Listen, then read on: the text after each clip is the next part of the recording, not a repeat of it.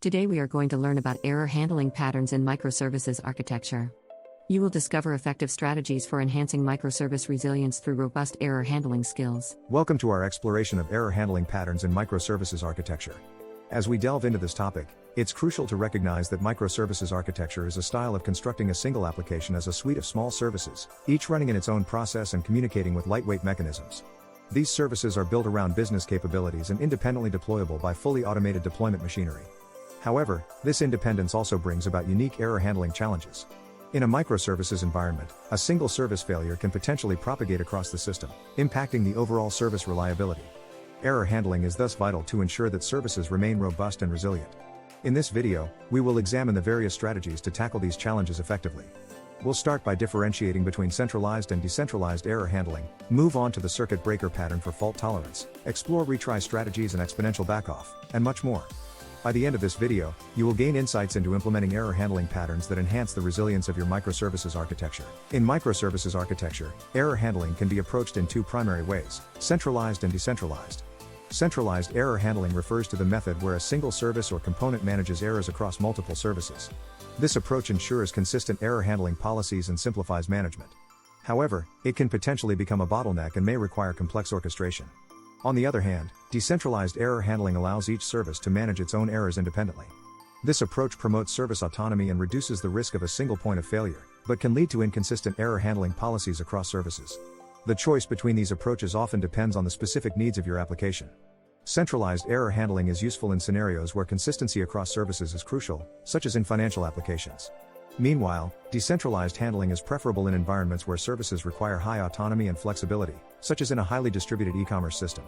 Understanding the advantages and disadvantages of each method will enable you to choose the appropriate error handling strategy for your microservices architecture. The circuit breaker pattern is a critical error handling strategy for achieving fault tolerance in microservices architecture. Similar to an electrical circuit breaker, this pattern prevents a service from repeatedly trying to execute an operation that's likely to fail, thus avoiding additional strain on the system.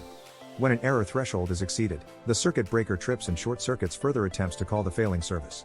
This action allows time for the issue to be resolved and prevents cascading failures across the network. Implementing a circuit breaker involves defining a threshold for failures, identifying a timeout period, and determining a strategy for retrying the operation once the service is back online. Real-world applications of this pattern can be seen in distributed systems where services rely on remote resources that may become unavailable. For instance, an e-commerce platform might use a circuit breaker to manage inventory services. By implementing this pattern, developers can significantly improve the resilience and reliability of their microservices architecture, ensuring that failures are isolated and the overall system remains operational. Retry strategies are fundamental to handling transient errors in microservices. These strategies involve reattempting a failed operation in the hope that the transient issue resolves itself. However, without careful planning, retrying can lead to service overload and exacerbate the problem.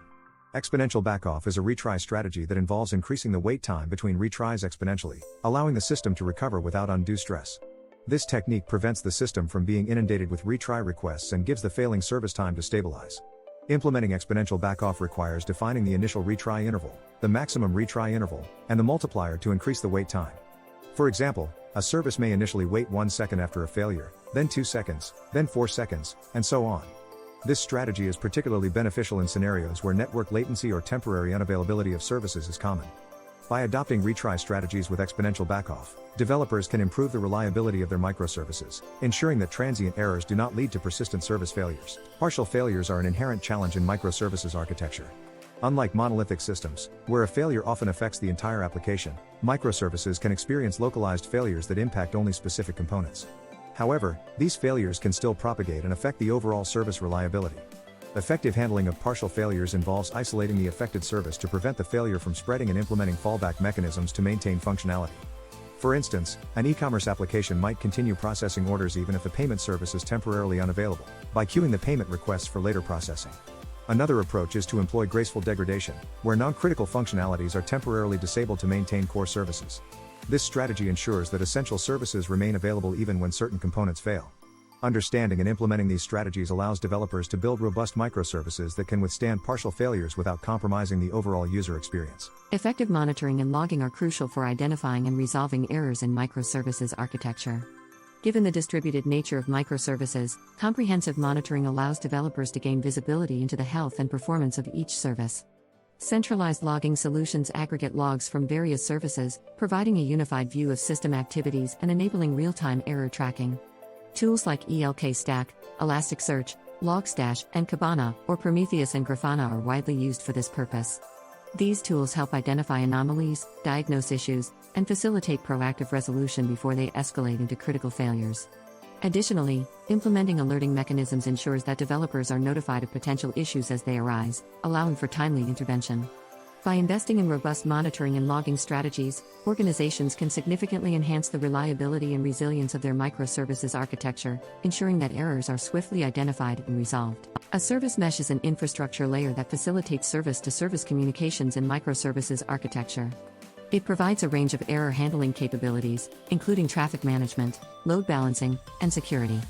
By abstracting these functionalities from individual services, a service mesh enables developers to implement consistent error handling policies across the entire architecture. For instance, Istio, a popular service mesh, offers advanced traffic management features such as canary deployments, circuit breaking, and fault injection. These capabilities allow developers to manage errors more effectively, reducing the risk of cascading failures and improving overall system resilience. Additionally, a service mesh enhances security through mutual TLS encryption and fine-grained access control, further safeguarding service communications. Integrating a service mesh into your microservices architecture can significantly streamline error handling, allowing developers to focus on building robust applications without being bogged down by the complexities of managing inter-service communications. Examining case studies of successful error handling implementations provides valuable insights into best practices and lessons learned in real-world scenarios. For instance, Netflix, a pioneer in microservices architecture, employs a range of error handling patterns to ensure high service availability. They utilize the circuit breaker pattern to manage remote service failures and implement retry strategies with Exponential Backoff to handle transient errors. Another example is Amazon, which leverages service mesh technology to manage service-to-service communications and enhance fault tolerance. By studying these implementations, developers can gain a deeper understanding of how error handling strategies impact system performance and scalability. These case studies demonstrate that investing in robust error handling mechanisms not only improves service reliability but also enhances the overall user experience. By adopting similar strategies, organizations can build resilient microservices architectures capable of withstanding the challenges of a distributed system environment. As we conclude our exploration of error handling patterns in microservices architecture, let's recap the key strategies we've discussed.